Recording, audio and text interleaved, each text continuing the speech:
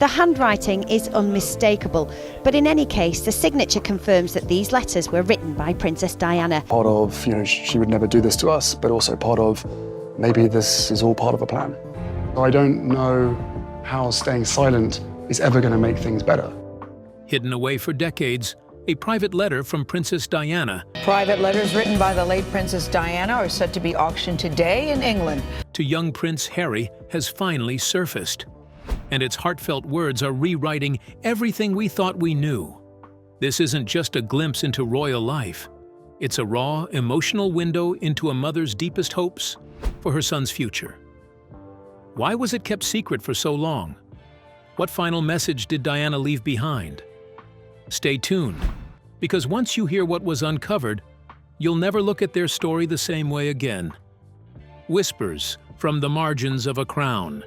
She didn't need a crown to rule hearts, just a pen, a mother's instinct, and two little boys who looked up to her like the sun. By the mid-1990s, Diana's love for William and Harry was no longer whispered in palace halls. It was written in ink, tucked into envelopes, and addressed to those she trusted most. But it wasn't until July 2004 that the world caught a glimpse of this hidden side of her, when a quiet auction listing revealed something rare. A bundle of handwritten letters never meant for public eyes. Moving on, a collection of typed and handwritten letters by Britain's late Princess Diana went up for auction in England. The recipient was Violet Collison, a long-time housekeeper of the Spencer estate, someone who had watched Diana grow from the barefoot girl at Althorpe to the most photographed woman on earth. These weren't royal declarations or rehearsed pleasantries.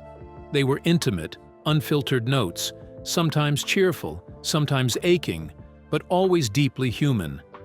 In one letter dated July 18, 1981, just days before her globally televised wedding, Diana's words danced with nervous energy. "Everyone is flying about joyfully," she wrote with a smile. "Meanwhile, I'm just sipping tea, letting it all whirl around me." It was light, playful, but it hinted at something deeper. A girl swept up in a storm, trying to stay still in the eye of it. As the years rolled on, the letters deepened, especially once her sons were born. A standout message came from June 21, 1989, William's 7th birthday. Penned in her familiar looping script on Kensington Palace stationery, she thanked a police sergeant for organizing a thrilling motorbike show for the celebration. "You've no idea how thrilled the boys were," she wrote, and at the bottom, not just her signature, but two clumsy scrawls, "William and Harry." A mother proud, not just of the event, but of teaching gratitude with every note. These letters weren't just memories. They were a blueprint of the world she wanted for her sons. Diana didn't crave rebellion. She wanted reality. A happy meal at McDonald's, a shriek on a theme park roller coaster, a slow ride on the London Underground with Harry nestled under her arm. All those moments were her way of saying, "You're royal, yes, but you're also human." For Harry especially, her love came with gentle fire. His wild spirit didn't scare her, it reminded her of herself. She let him be messy, loud, unfiltered. She didn't tidy up his chaos, she embraced it. Her letters captured that energy. Prince Harry has long been considered the rebellious royal.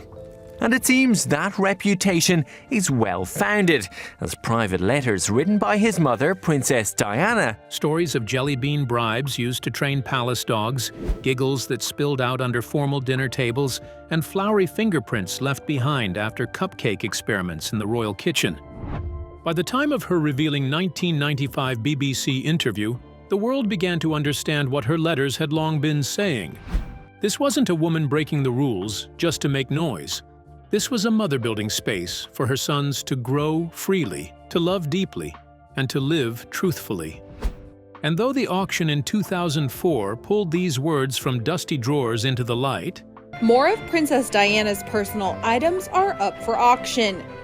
32 personal letters the late royal wrote to. They weren't just relics. They were reminders that behind the protocol, beyond the balcony waves, Diana's most important work was done kneeling by her son's bedsides, with whispered stories, comforting hands, and unwavering love. But what hidden truths did Diana's letters reveal long before the world ever listened? Stay tuned to uncover them all. From her hand to their hearts. Diana's love for her sons, especially for Prince Harry, can be seen in the quiet yet profoundly intimate way she communicated with them throughout her life. Her letters, unearthed years after her death, have revealed a side of her that the public rarely glimpsed. A side of a mother fiercely protective of her children, particularly Harry, and determined to ensure that they felt loved beyond the confines of their royal roles. While Diana's relationship with Prince William has been well documented in these letters, it is important to recognize that her affection for Harry was just as deep and unwavering. One letter, although focused on William's school days and his brave stand against bullying, which portray her very much as a mother and somebody we can all relate to when talking about her children being naughty at school. carries an undertone of love for Harry as well, showing Diana's awareness of her son's unique emotional needs and the way she worked tirelessly to make sure both of her children felt cherished and understood. Diana's writings often revealed her constant concern for her children's well-being. She wrote candidly about the pressures of raising them under the constant media glare, worrying about how they would handle the weight of their royal titles and the expectations that came with them. But more than anything, she expressed a deep desire for them to have normal childhoods and to feel grounded in love, something she herself struggled to achieve in her own royal existence. In one of her letters, Diana described a particularly tender moment with Harry. She spoke of how, despite the chaos of royal life, she made sure that Harry knew he was loved unconditionally. Diana's devotion to Harry wasn't just in her words. It was in the care she took to shield him from the harshness of public life, ensuring that his experiences were as joyful and untainted as possible. Harry, often seen as the more rebellious of the two brothers, was no stranger to the complex pressures Diana grappled with as a mother. But she also recognized his own emotional depth and vulnerability. She wrote about her pride in his ability to embrace his individuality, to not be bogged down by royal formalities, and how she supported him in finding his own path, no matter how unconventional it might have seemed. These letters, filled with Diana's unmistakable warmth and concern, reveal a mother who cherished every moment with her children, even when the world around her was in turmoil. The emotional weight of her words underscores her undying love for both William and Harry, a love that transcended the royal protocols and the public expectations placed upon her. In the silence of the night, when the palace was still and her sons were sleeping, Diana would write her heart out, knowing that in those quiet moments, she could express her deepest feelings and hopes for the future of her beloved boys. But what lengths did Diana truly go to shield her sons from royal pressure? Keep watching to find out more. Diana's fierce love in the face of tradition. And if William's birthdays offered a glimpse into Diana's determination to create joy amid formality, it was Prince Harry's special moments that revealed the depth of their bond. One forged in laughter, loyalty, and the kind of love that danced to its own rhythm. Diana often referred to Harry as her cheeky monkey, and her letters, bursting with warmth, painted a vivid picture of a spirited little boy with a mischievous grin and a heart far bigger than his royal surname. There was one birthday in particular, Harry's 8th, that showed just how deeply Diana understood her younger son. Instead of a lavish affair at the palace, she whisked him away for a surprise day at Thorpe Park, a favorite amusement park outside London.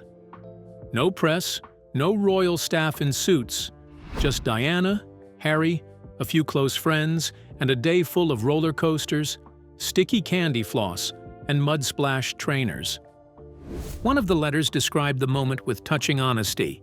He screamed on every ride and made me do them twice. He called it the best birthday ever, and I think I agree. She included a drawing Harry had made, a wobbly roller coaster sketch with the words, "Me plus Mummy," scrawled beneath it in chunky 8-year-old handwriting. Diana had tucked the drawing into the envelope as if she were preserving a relic of happiness. And it wasn't just birthdays. Diana's letters spoke of Harry's wild energy at school, how he was bright. The lots included a letter from Princess Diana describing how Prince Harry was, quote, constantly in trouble at school. But often too curious for his own good. Harry was caught again sneaking frogs into the dormitory, one note read. But he swears it was for science. Her tone, while amused, never hinted at exasperation. If anything, she seemed to marvel at his spirited defiance, even when palace tutors wished otherwise. She didn't want to break that spirit. She wanted to understand it, protect it. She worried, of course. Harry's impulsive nature and deep sensitivity made him more vulnerable to the shadows that came with royal life. But instead of forcing him to fit the mold, Diana nurtured the parts of him that didn't quite fit. She took him to visit homeless shelters and AIDS clinics, not for publicity, but to show him life beyond privilege. She wanted Harry to see the world not just from a balcony, but from the ground, eye to eye, with the people others ignored. Their bond was uniquely physical, too. Diana was famously tactile with her boys, hugging, cuddling, brushing hair from their eyes even in front of the cameras. Harry, more than anyone, craved that closeness. Former staff would later recall how he would climb into her lap long after he was too old, and Diana never minded. "He's still my baby," she once wrote. "They'll never take that away from us." Perhaps one of the most poignant entries in her letters came from a quiet winter evening not long before her passing. Harry had been having trouble sleeping. Diana sat by his bedside, rubbing his back and telling him stories about when he was a baby. "He asked me if being a prince means you always have to be serious," she wrote. "I told him no, it means you always have to be kind." That line, simple as it is, echoes through Harry's choices today. His charity work, his outspoken fight for mental health awareness, his willingness to challenge tradition. Prince Harry has a new job. E-News confirms that the Duke of Sussex is set to become the Chief Impact Officer of the coaching and mental health firm Better Up. It all comes from that seed of love Diana planted in him so early, so fiercely. Through her letters, Diana doesn't just emerge as a doting mother. She becomes a force of love, defiance, and protection, especially when it came to Harry. She saw in him something raw and real. A boy not built for palace walls, but for something freer. And so she gave him what only she could, a foundation of unconditional love, memories stitched together with laughter and rebellion, and the permission to grow into a man on his own terms. While history may try to define Prince Harry through scandal or struggle, Diana's words remind us of the boy who was once just Mummy's little rascal, tearing through the palace corridors, frogs in his pockets, and love in every step. A mother's quiet rebellion. While history often paints a portrait of Prince Harry as the wilder of the two royal brothers, Diana saw something else, something that never quite fit into royal moldings. To her, Harry was a spark, unpredictable, deeply emotional and brilliantly alive. And from the moment he was born on September 15, 1984, at St. Mary's Hospital in London, she knew this child would need something more than what the palace had to offer.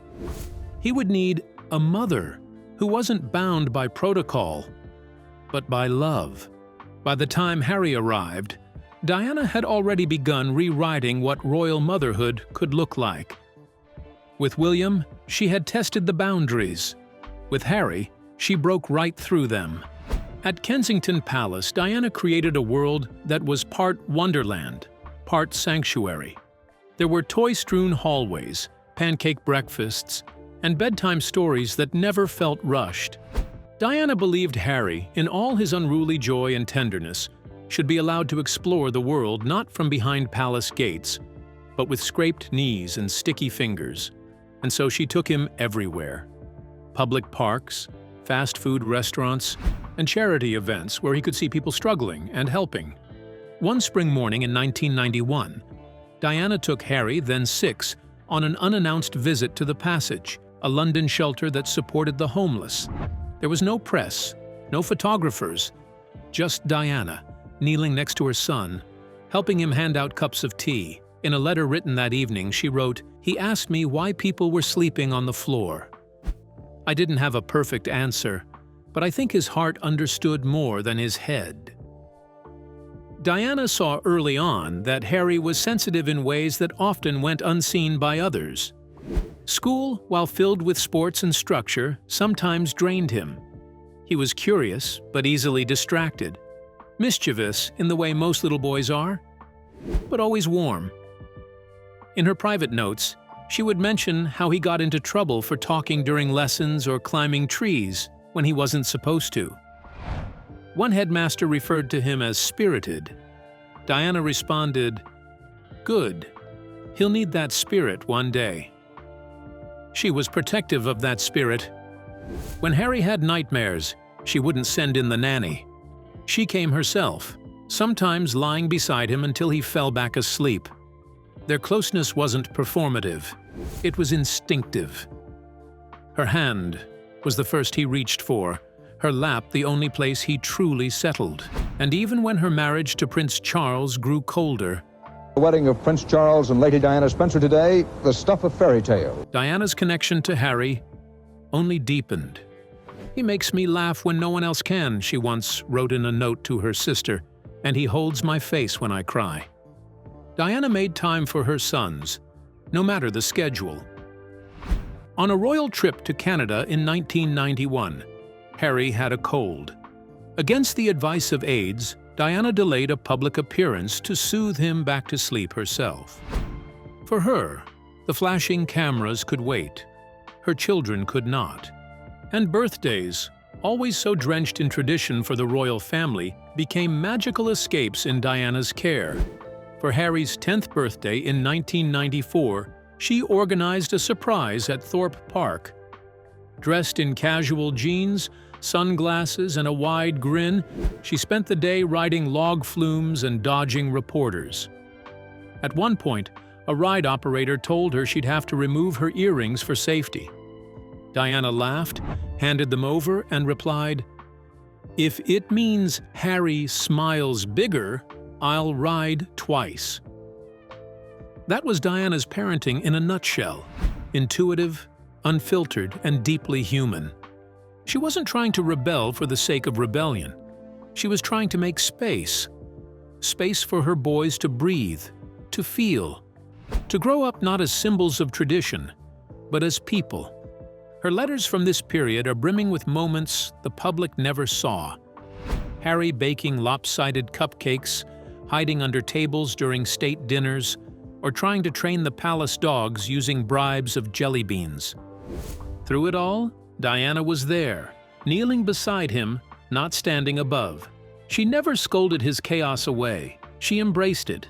She saw in his mischief a spirit that would one day challenge expectations, just like she did. And as Harry's personality bloomed, louder, brighter, more untamed than ever, Diana did something quietly revolutionary. She let him, and more than that, she led him. But what if Diana's quietest acts of love were actually the boldest challenge to royalty? Stay tuned to find out. Lessons in the real world. As Prince Harry's wild edges began to show, Diana didn't smooth them down. She shaped them gently, steering his curiosity, his sensitivity, and his fierce energy into something bigger than royal titles. And when the walls of Kensington Palace began to feel too polished, too separate from the lives of ordinary people, Diana opened the doors and showed her boys what lay beyond. By 1992, Diana had grown more determined to balance the golden glow of royal life with something much more grounded. Harry was 8, William nearly 10, and both were showing different sides of their mother's spirit. William, thoughtful and steady, mirrored Diana's deep compassion. But Harry was the firecracker. Bold, endlessly questioning, prone to disappearing into mischief the second no one was watching. Diana adored this in him. She once joked that Harry could charm the birds from the trees and probably talk them into letting him borrow their nest. That year, she began what would become one of her most important parenting missions, helping Harry understand the world beyond silk curtains and silver spoons. Not just showing it to him, but helping him feel it, deep in his heart. They started small. On quiet Sunday mornings, Diana would pull on a hoodie, sunglasses, and a grin that barely stayed hidden. With Harry beside her, she'd walk out of Kensington Palace like any London mum. Sometimes, they'd sneak off for ice cream. Other times for greasy fries wrapped in paper, sitting on a park bench and talking about everything and nothing. Harry loved McDonald's, not just for the food, but because it felt free. He could choose his own toy, spill ketchup without someone scolding him, and laugh with his mum as if no one in the world was watching. Once, when a security guard tried to whisk them away from a growing crowd, Diana calmly said, "He's having a good day. Let him have it." And the lessons didn't stop at fast food. Diana wanted Harry to understand how the rest of the country lived. She took him on the London Underground. Yes, the future Duke of Sussex clutching a paper ticket and learning how to stand behind the yellow line. On one memorable ride, the train jolted to a stop between stations. It was cramped, humid, and uncomfortable. But Diana saw the moment for what it was: a lesson in patience and shared humanity. "This is how most people get to work," she whispered to Harry, who was sweating and scowling beside her. "You'll remember this." He did. Theme parks, too, became classrooms in disguise. Diana took her sons to Thorpe Park not to skip the lines, but to stand in them. She bought them cotton candy, let them get soaked on log flume rides, and squealed with delight when Harry dragged her onto the fastest roller coaster, twice. But behind the laughter was a purpose. She wanted her sons to experience life in all its messy, sticky, thrilling fullness. Yet it wasn't all fun and games. Diana knew that true empathy came from seeing pain up close. So one rainy afternoon in 1993, she took both boys to the Passage, a shelter for the homeless in London's Victoria district. Harry sat silently as a man not much older than his brother talked about losing his job, his home, and his hope. Diana didn't interrupt. She let her boys sit in that space, uncomfortable but awake. At home, these experiences turned into conversations. Diana never lectured, but while combing Harry's hair or tucking him into bed, she'd share stories of children she'd met who had no one to tuck them in. Sometimes, Harry would cry. Other times, he'd ask questions she couldn't always answer. But that was the point. She didn't want to hand him a perfect world. She wanted him to notice the cracks and to care, because for Diana, the real crown she wanted her boys to wear wasn't made of gold. It was empathy, stitched slowly into the heart. And Harry, in all his chaotic glory, was wearing it before he even knew. But what do you think Diana's unconventional parenting approach taught Harry beyond royal privilege? Was it more than just fun and games? We'd like to hear your thoughts. Don't forget to like and subscribe.